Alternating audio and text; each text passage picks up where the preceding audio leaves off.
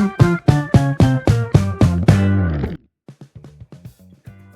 xua bạn năng ấy năng học nhé vừa tỏ mua cho mùi nước nhóm channel sạc snap cái này dương nâng mà chụp niềm đầu tiết cho mùi nước video bên to và dương đại ca phì sabada cả lọ tới dương bàn vừa ca bằng hai như đôi mà nói ông phí được biết để cả đó account để cho district mà rồi phải suốt ngày chẳng ngày ní dương nâng màu mưa đừng học nhé thật ta account và dương để ban đó ca phì sabada cả lọ tới trong luôn 3 account ta nâng tool là đượcแบบnào hỏi nhìn bằng ôn là class để bànធ្វើតាមការណែនាំនៅក្នុងវីដេអូរបស់ខ្ញុំនៅសប្តាហ៍កន្លងមកសូមជួយធ្វើការ comment នៅខាងក្រោមបងប្អូនបានដោះបានប្រមាណ account ហើយដោះមកហ្នឹងមានបានមកវិញប្រមាណ account disable ប្រមាណ account សូមជួយ comment នៅខាងក្រោមវីដេអូនៅពេលដែលបងប្អូនបានទស្សនានៅវីដេអូនេះរួចបាទអញ្ចឹងថ្ងៃនេះយើងនឹងមកមើលលទ្ធផលទាំងអស់គ្នាពាក់ព័ន្ធជាមួយនឹងការដោះ restrict 180ថ្ងៃរបស់ខ្ញុំហើយសម្រាប់វីដេអូនេះដែរខ្ញុំក៏សូមអរគុណបងប្អូនដែលបានជួយតាមដានទស្សនាក៏ដូចជាចុច subscribe channel របស់ខ្ញុំបន្តរហូតដល់ពេលនេះបាទអញ្ចឹងប្រសិនបើវីដេអូមួយនេះបងប្អូនយើងមួយចំនួនគាត់បានធ្វើបានចេះបានដឹងហើយគឺសូមកុំប្រកែកប្រកាន់អីតែបើបងប្អូនថ្មីណាដែលគាត់អត់ទាន់មានបទពិសោធន៍អត់ទាន់បានទទួលព័ត៌មានទេគឺអាចមើលបានដើម្បីយកជាបទពិសោធន៍ហើយអនុវត្តតាមបាទអូខេតោះអញ្ចឹងកុំឲ្យខាត់ពេលយូរយើងទៅមើលទាំងអស់គ្នាថាតើaccount របស់យើងទាំង3 account នៅសប្តាហ៍កន្លងទៅដែលបានធ្វើការដោះរួចរាល់និងទទួលបានលទ្ធផលវាមិនហ្នឹងហើយអញ្ចឹងដំបូងខ្ញុំសូមបង្ហាញបងប្អូនអរគ្នានៅក្នុង LD របស់ខ្ញុំមួយសិនចំពោះ account ដែលខ្ញុំបានធ្វើការដោះកាលពីសប្តាហ៍មុនអូខេតោះអញ្ចឹងយើងទៅមើលអរគ្នាបាទអញ្ចឹងបងប្អូននេះគឺជា LD ដែលខ្ញុំបានធ្វើការបើកដើម្បីរងចាំធ្វើវីដេអូសម្រាប់បងប្អូនអរគ្នាអញ្ចឹងនៅពេលដែលយើងបើក LD បែបនេះមកយើងនឹងឃើញទាំង LD របស់យើងមាន app ដែលយើងបានធ្វើការ install ដែល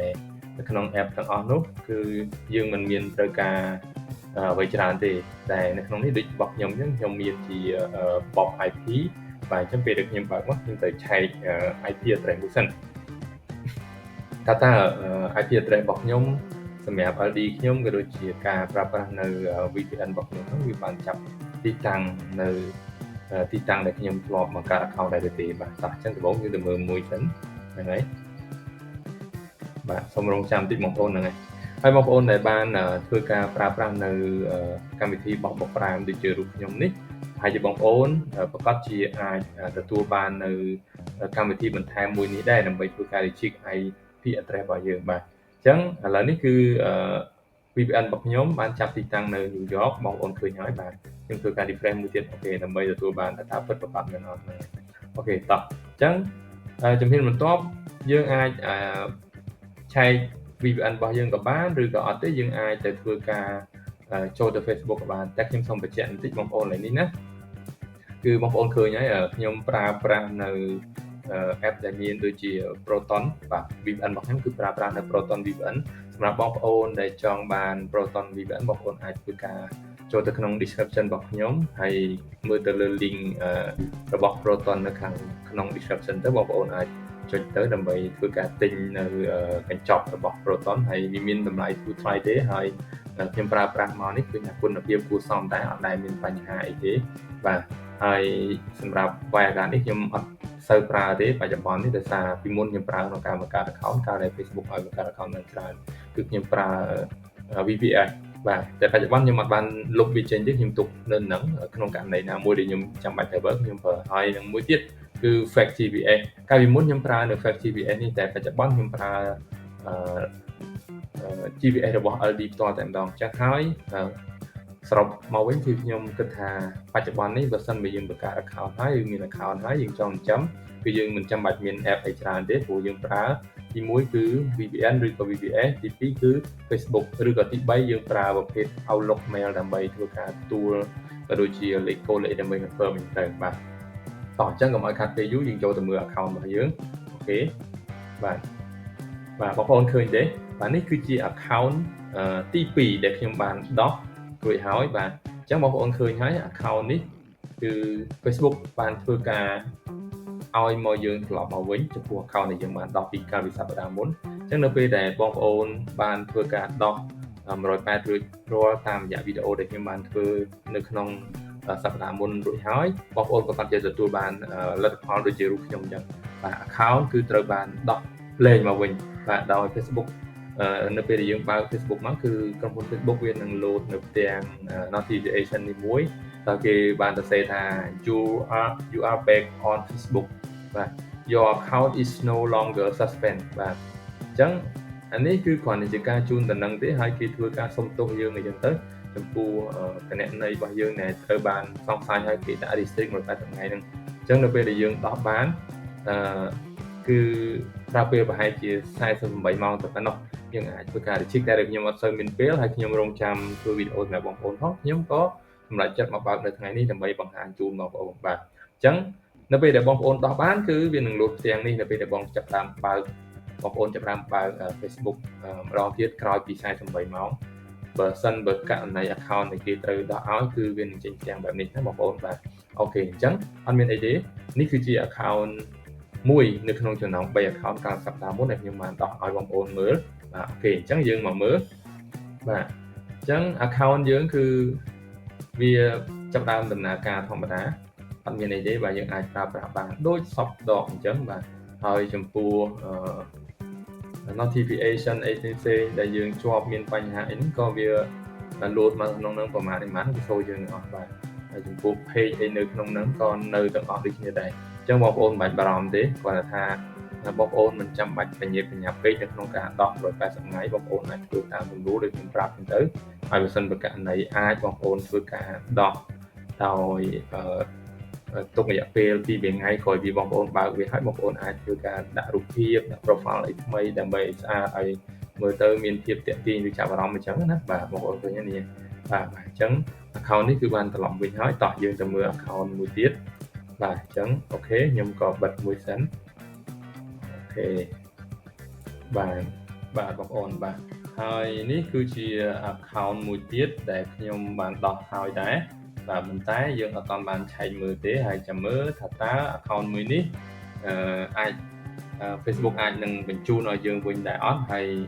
យើងនឹងចេញលទ្ធផលបែបណាជាមួយនឹង account មួយនេះនៅពេលដែលខ្ញុំបានដោះកាលសប្តាហ៍មុនរួចរាល់អូខេហើយ account ទាំង3នេះគឺខ្ញុំបង្ហាញបងប្អូនចំពោះតែការបើកនៅលើ LD នេះចំនួន2ទេព្រោះ account មួយនោះខ្ញុំបានធ្វើការឆែកមើលកាលពីថ្ងៃមុនហើយដោយសារផ្លេចរឿងធ្វើវីដេអូឲ្យបងប្អូនអញ្ចឹងហើយក៏បានតែរក្សាទុកមួយចំនួនគ្រាន់តែបង្ហាញបងប្អូនចុងក្រោយតែ account ដែលខ្ញុំបានដោះនោះគឺជា account ដែលខ្ញុំបានធ្វើវីដេអូកាលពីទឹកមុនអញ្ចឹងឥឡូវយើងមកមើល account មួយទៀតនេះបាទអូខេសម្រាប់ LD មួយនេះគឺអត់មានបប5ទេព្រោះ LD នេះអត់ទាន់ធ្លាប់ប្រើប្រាស់ active ជាមួយនឹងបប5បាទអញ្ចឹងឥឡូវនេះខ្ញុំដើម្បីធ្វើការដឹងថាតើ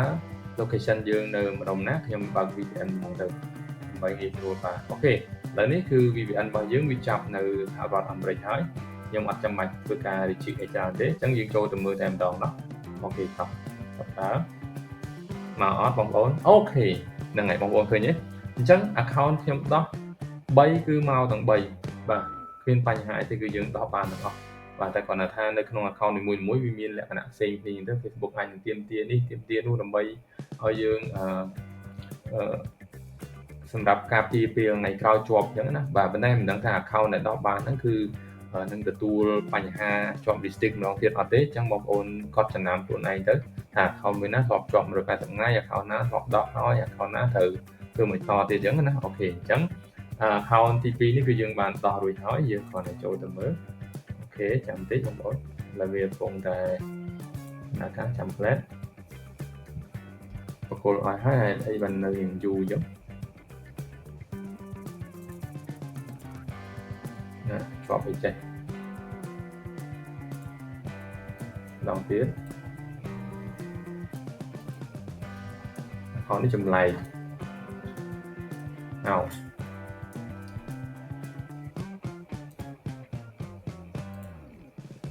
ចាំផ្លែតបងប្អូនអូខេបានហើយ account នេះគឺអត់មានរូប profile អត់មានអីទាំងអស់ប៉ុន្តែខ្ញុំបានធ្វើការដោះដោយធ្វើការប្រើប្រាស់នៅ webcam របស់ខ្ញុំគឺយើងទទួលបានលទ្ធផលហ្នឹងហើយអញ្ចឹងអូខេឥឡូវយើងចាំបន្តិចឲ្យវា refresh ឲ្យវាមកទីសិនទៅ account នេះក្រោយពីដោះហើយខ្ញុំនឹងរៀបចំវាឡើងវិញឲ្យស្អាតទាំងរូបភាពទាំងអីទៅបាទអូនេះឃ គេទាមទារឲ្យ access location ក៏ location យើង allow ឲ្យគេទៅបាទព្រោះ account ថ្មីសុទ្ធបង្កើតមកជាប់180ថ្ងៃតែម្ដងអញ្ចឹងខ្ញុំក៏webcam ដោះតែម្ដងទៅបាទ account នេះបង្កើតថ្មីបាទនេះ account ថៃបាទទុំណាស់ជាណាស់នេះខ្ញុំបង្កើតក្នុងអត់ដឹងថាមិនតែបង្កើតទៅវាបានមកឥឡូវនេះយើងដោះបានដែរអូខេអញ្ចឹងគ្មានបញ្ហាយើងអាចបង្កើត account បានហើយមិនចាំបាច់ភ័យព្រួយគ្រាន់តែថាមិនបញ្ញាប់ដោះពេកទេបាទតែយើងមានអារម្មណ៍ថាដូចអ៊ីនធឺណិតវាយ៉ាងអត់សូវល្អឃើញទេអ្នកទាំងអស់នេះឃើញទេវាមានបញ្ហាបន្តិចអ៊ីនធឺណិតវាមានបញ្ហាឥឡូវនេះវាចេញមក IP address Cambodia ណាទៀតហើយ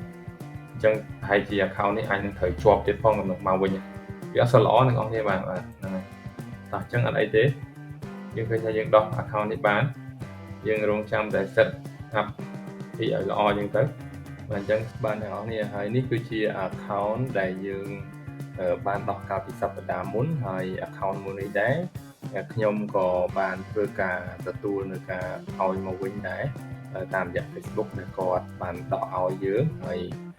ខ្ញុំគាត់តែចង់បង្ហាញបងប្អូនថានេះគឺជា account ដែលខ្ញុំបានដោះបាទខ្ញុំបានធ្វើវីដេអូឲ្យបងប្អូនមើលកាលពីសប្តាហ៍កន្លងទៅហើយខ្ញុំក៏នឹងបង្ហាញលទ្ធផលចំពោះ account មួយនេះឲ្យបងប្អូនមើលនៅក្នុងសប្តាហ៍នេះដែរសម្រាប់ account ទី3នៅចុងវីដេអូនេះបាទចឹងបងប្អូនអាចមើលបានបាទគឺនេះគឺជា account របស់ខ្ញុំដែលជាប់កាលពីមុនហ្នឹងហើយវានៅសល់តែ83ថ្ងៃទៀតត្រូវបាន disable ក៏ប៉ុន្តែខ្ញុំចាប់ផ្ដើមធ្វើការដោះវាតបមកខ្ញុំទទួលបានលទ្ធផលនៅក្នុងសប្តាហ៍នេះបាទអញ្ចឹងបងប្អូនអាចមើលនៅបន្តិចទៀតបាទខ្ញុំនឹងបង្ហាញនៅលទ្ធផលនៃវាត្រឡប់ទៅវិញអូខេបងប្អូនអញ្ចឹងបងប្អូនឃើញហើយនេះគឺជាលទ្ធផលនៃ account ចុងក្រោយដែលខ្ញុំបានបង្ហាញបងប្អូននៅក្នុងវីដេអូចុងក្រោយនេះបាទអញ្ចឹងបងប្អូនឃើញនេះទាំង3 account ដែលខ្ញុំបានដោះកាលពីសប្តាហ៍កន្លងទៅនេះគឺយើងទទួលបានលទ្ធផលដោយ Facebook គាត់ព្រមធ្វើការដោះ account ឲ្យយើងទាំង3 account អញ្ចឹងហើយខ្ញុំហ៊ាននិយាយមួយបងប្អូនថាគឺទាំង3យើងដោះបានទាំង3កាលពីសប្តាហ៍មុនអញ្ចឹងបងប្អូនដែលមិនទាន់បានសាកល្បងកុំភ្លេចចូលទៅមើលវីដេអូកាលពីសប្តាហ៍មុនបន្ទាប់មកបងប្អូនអាចធ្វើការដោះដូចតែខ្ញុំបានណែនាំពីមួយជំហានទៅមួយជំហានបងប្អូននឹងទទួលបានលទ្ធផលដូចខ្ញុំសម្រាប់សប្តាហ៍នេះអញ្ចឹងគាត់ថាខ្ញុំដោះហើយហ្នឹងគឺ Facebook គេឲ្យយើងរងចាំរយៈពេល48ម៉ោងក៏ប៉ុន្តែខ្ញុំអត់បានធ្វើការ